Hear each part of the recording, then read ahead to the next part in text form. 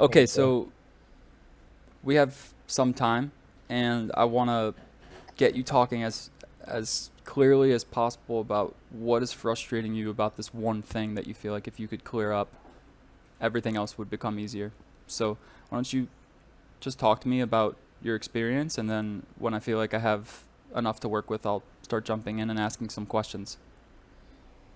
Mhm.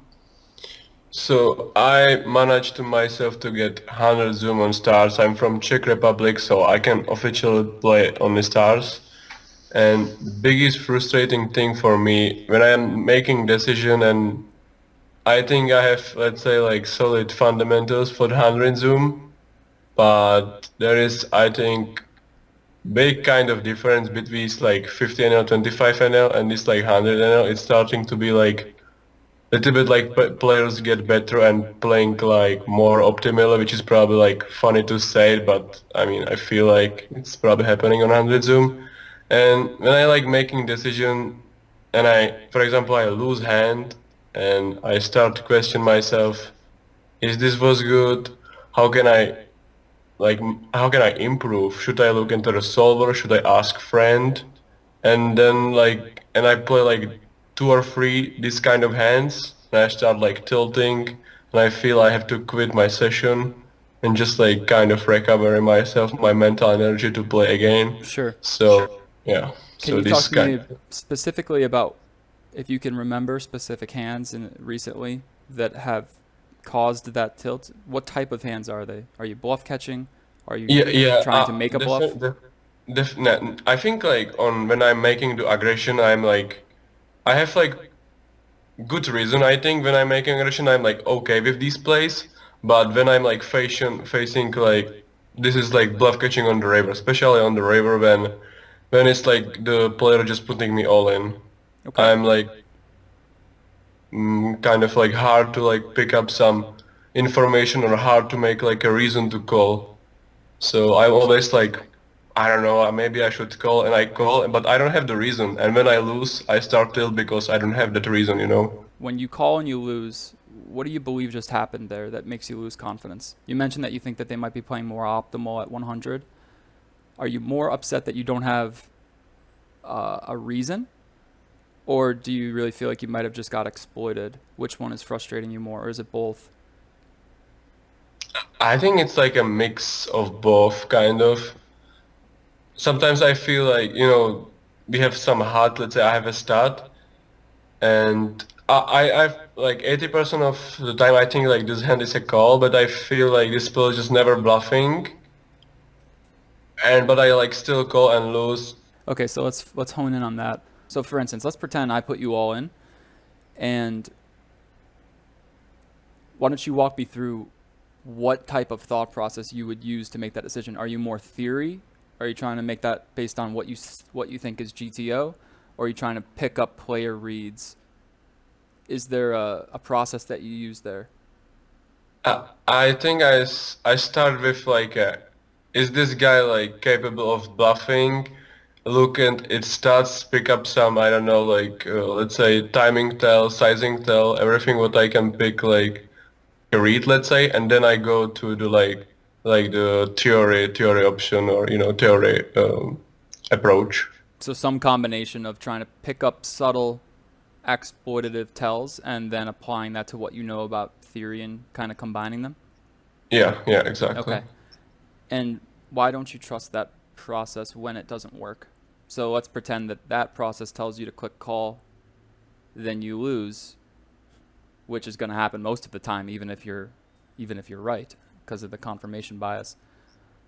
Is it the Because Yeah, go ahead. I think it's mostly because that theory thing because I don't know if I should like trust theory because if I don't know like what the player doing, how can I know what should I do? So you So know, it's something about not knowing if the theory is relevant to your yeah, hand, exactly, but yeah, but also feeling like you have to trust the theory just because it's theory. yeah, So you want to make sure that you're playing close to theory, but you have doubts as to whether or not it's actually the right way to play against your opponent. exactly. Okay, cool. And so Sometimes when you feel like you should fold based on your gut instinct, but then the theory is telling you to call, that's when you get really frustrated with yourself when you call and lose. Yeah. Okay. I would say that it's natural for you to feel mad because you're going against your intuition. But I also think it's important to make sure that your intuition is using some sort of quantifiable exploits. Otherwise, we can't trust your intuition. Hmm. So, a lot of what I'm doing with the methodology for my students is we we use this program Ether that we created, which shows the bluffing frequencies of different types of opponents across different textures and formations. We separate it by profile, so it's easier to identify because fish obviously bluff more than regs. And this is basically our way of bringing a quantifiable reason to our exploits so that if a student wants to bluff catch in a spot, he refers to the ether grid. He sees if the opponents are bluffing too frequently in that spot, and then that's where he's able to justify the call almost as if it's correct. So there's really no more theory in that type of approach. I mean, they understand that the guy needs to be bluffing, say, 30% for a two-thirds sizing in order for us to Hmm. have a reason to call. But we don't have any more problems with players feeling like they have to call to support theory. So it feels like what's happening to me is you're a exploitative player by heart, and you want to be able to trust your assessments of where the opponent is deviating from optimal, but you don't feel like you have the permission to actually make that call that deviates from optimal or that fold that deviates from optimal. So you end up making GTO calls that you wish you wouldn't have made. Is this right? You end up playing by theory in spots where you wish you would have reasons to deviate that you could trust. Yeah, I think this is a good example. Yeah. Okay, so here's the question I want to ask. What would give you the confidence to trust your intuition in these types of zones and not have to feel doubt afterward that you went against theory? What would need to happen? Picture what the version of you that's now fully self trusting and making the calls or folds that he wants on the river. What would need to happen for you to stop doubting yourself? I think like the data probably to have, especially on the river, and I feel it's not in synchronized spot, but especially on the three bet pot. I Okay, feel like so on the river, I'm like, I don't know, I just guessing game, in my opinion, from my like side. the reason that you currently doubt yourself is because you don't feel like you have enough data to support your intuition. That's what causes the doubt. Yeah. In other And words, if I also, go ahead. no, I feel like, when I was playing 50, I I feel like I understand that playing pool, that I know what the pool like doing, so I was like kind of idea what to do. And on this pool 100, I play 100 cans and I'm like break even and I'm like, okay, am I even like beating these stakes and am I reading good this player's pool, and these kind of things. So now doubting the intuition when moving up because you're not sure if the pool is playing the same as 50, so you're doubting whether or not your reads are even accurate. Yeah. Okay. I think that part of your doubt is healthy because you Mhm. don't seem to have good enough quantifiable reasons to support your intuition, which is why your mind wants to be critical and say you should have just played the theory way when you lose the pot. Obviously, there's some confirmation bias that causes that too. Because when you win the pot, I bet you're not as critical of yourself. I bet that you're, more in support of the call. And this is natural. This is just how Yeah. confirmation bias affects the mindset. But my suggestion would be you have to do something to start to quantify your exploits. Otherwise, you don't really have the a reason to trust your intuition. You want to trust your intuition, but if you know in the back of your mind you don't have scientific reasons for deviating from GTO, then you have every reason to feel doubt when you do it. Now, the other side of the coin is you probably don't know GTO well enough to even implement a perfect theory strategy. In fact, you definitely don't. So True. it's funny how the mind is playing these types of games.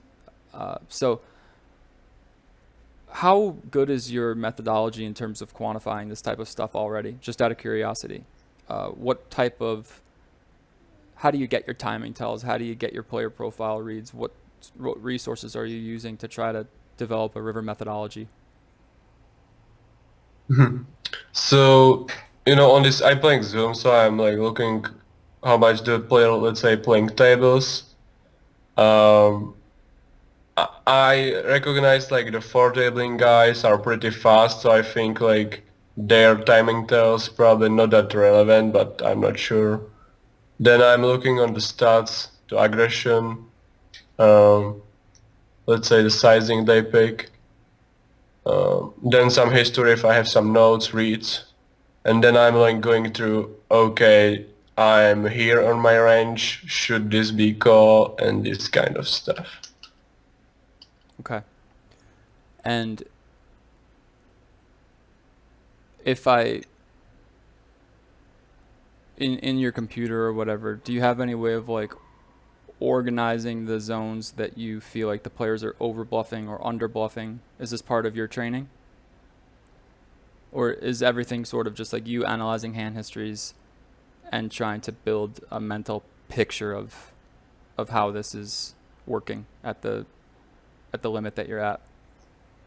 In other words, what do you have that you consistently study from? What tools are you using? Is it mostly PO, Uh, or are you looking with stuff like PO Node Locker? Are you just using forums and talking about hands? Talk me through how you're getting better at this.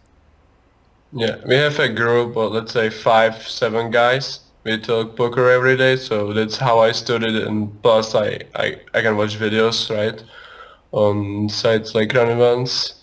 So I mostly talk hands with this player which is playing similar limits like me. They are playing 100 NL and 50 NL, so we are like on the same level. But I feel we probably need some guy who play higher to just like, I don't know, like, um, how to say, like makes our decision making like Hmm. better and repair us, or how to say. Uh, So somebody who basically steps in and says and tells you whose opinion is correct about the spot. yeah, let's say like one limit higher than us. Okay. And then I have like one close friend, we talk daily, and he has pile, so like let's say, I don't know, like 4 times in a month we just do some pile session and try to come with ideas on, let's say, on one topic, on the boards, what we should do versus the, let's say, standard population, what the pool should do, should not do. So we try to come up with some counter strategy and stuff. Sure. To me, it sounds like what you really need is to have a more scientific approach to how you're going to make these exploits on the river. Otherwise, you guys are just going to keep guessing in your group together as to who knows the right answer. And the only way I've found to do this is to use mass data analysis Hmm. to try to get large samples of what textures and formations people are bluffing too much on the river. Because, like, I really think you're on the right track with this. It sounds like your approach is strong.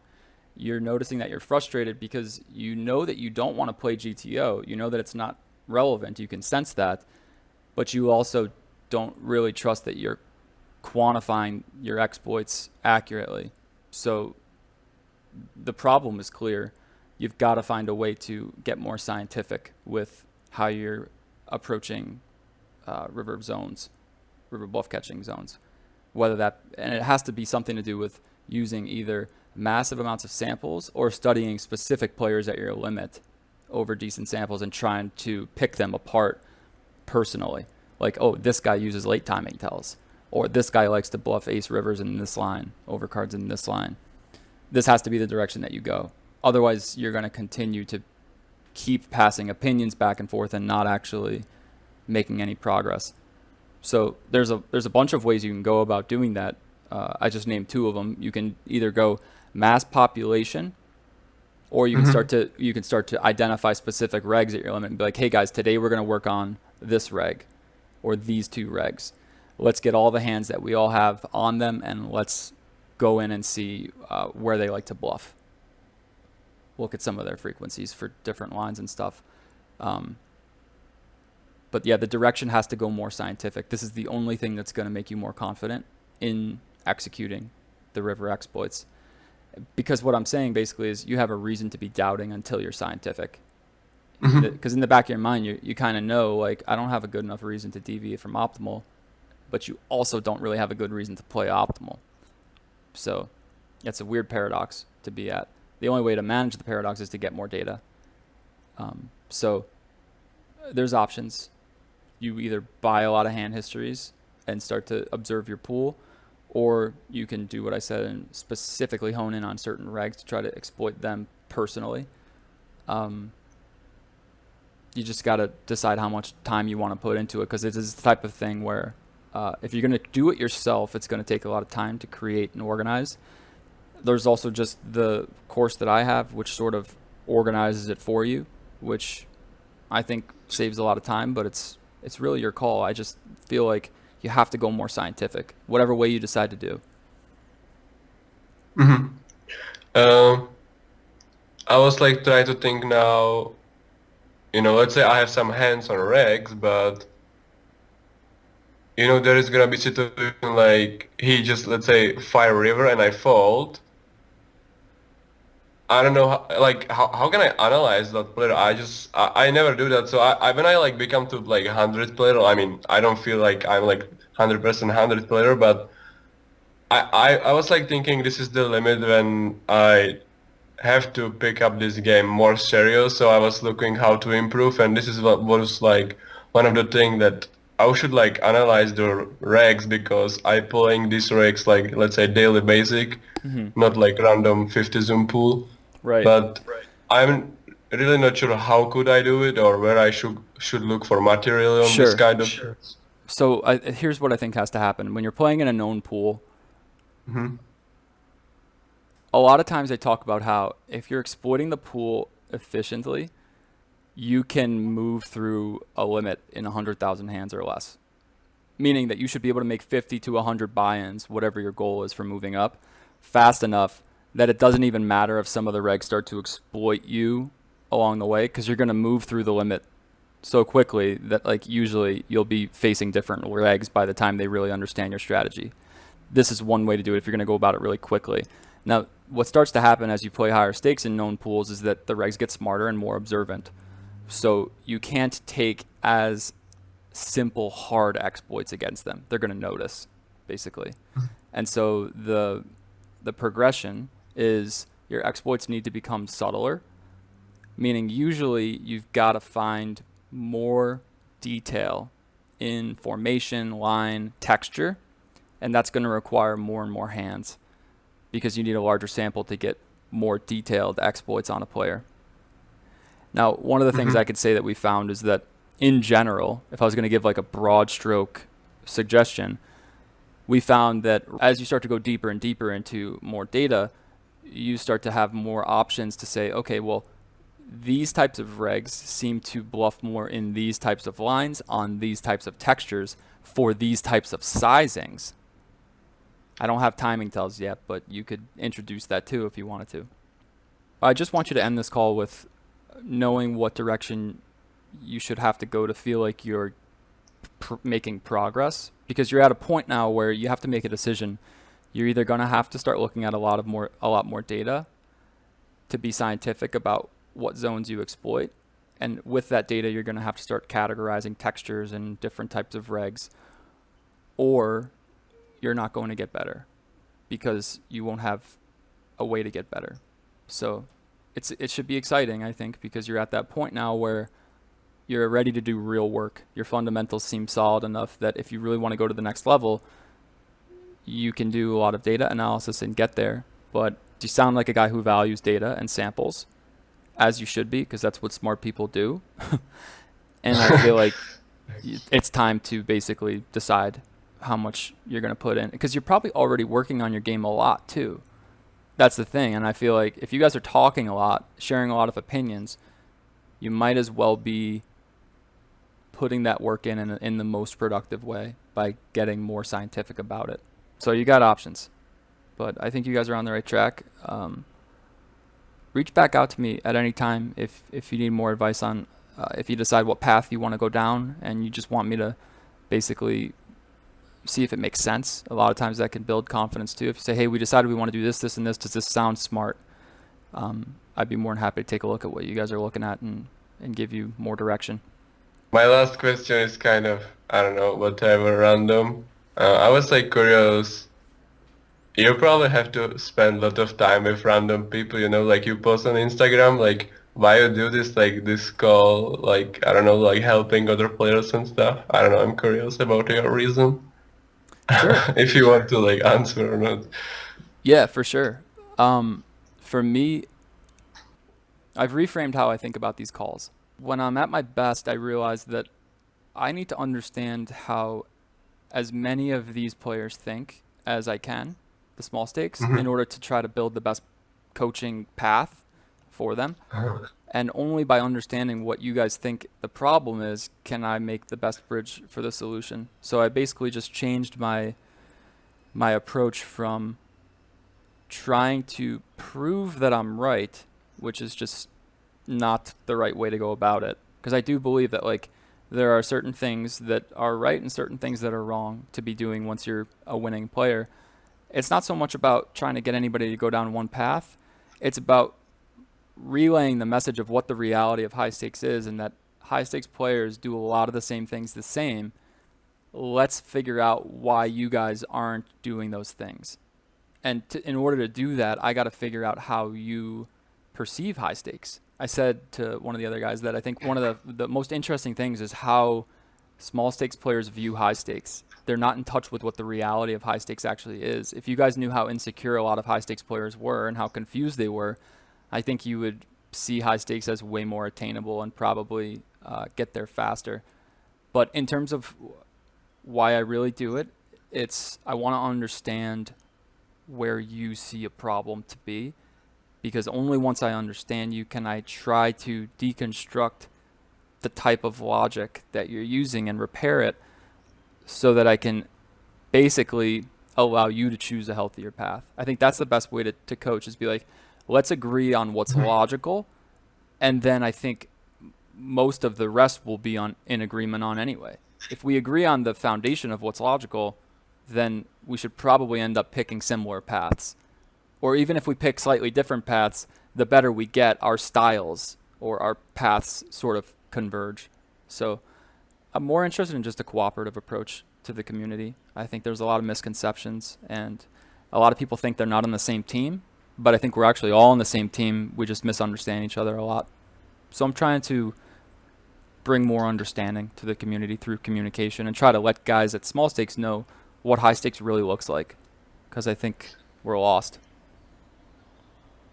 Yeah, I have a similar idea to this answer you said. Like you just like getting the ideas and information how we think about like, yeah, this kind of stuff. So yeah. You learn the most by just listening to what people don't understand. As a coach, I think this is true. Sometimes it gets boring to hear the same thing get repeated 10 times, but then that also shows that coaches aren't doing enough job, because that coaches aren't doing a good enough job, because if that same thing is what 10 different players believe on that topic, well, then there needs to be more awareness raised around that. It's just simple. Anyway, bro, I got to take this next call. It's been fun, and please keep me updated on what you guys decide to do. I'd be happy to check out whatever direction you decide to go with, and basically let you know if I think it's smart. Okay, cool. Definitely, for sure, I will let you know what will be our next steps with our groups. Nice. Tell the group I said hi. Nice meeting you, Martin. Okay, me too. Good luck. See ya. You too. See ya. So that's pretty interesting. Just more feedback of the difference in how a small stakes player sees high stakes compared to the reality of high stakes and what they feel like they got to do. He mentioned that he just thinks the 100 NL pool is just playing much, much differently from 50 NL, and we know from massive amounts of data that that's just not true.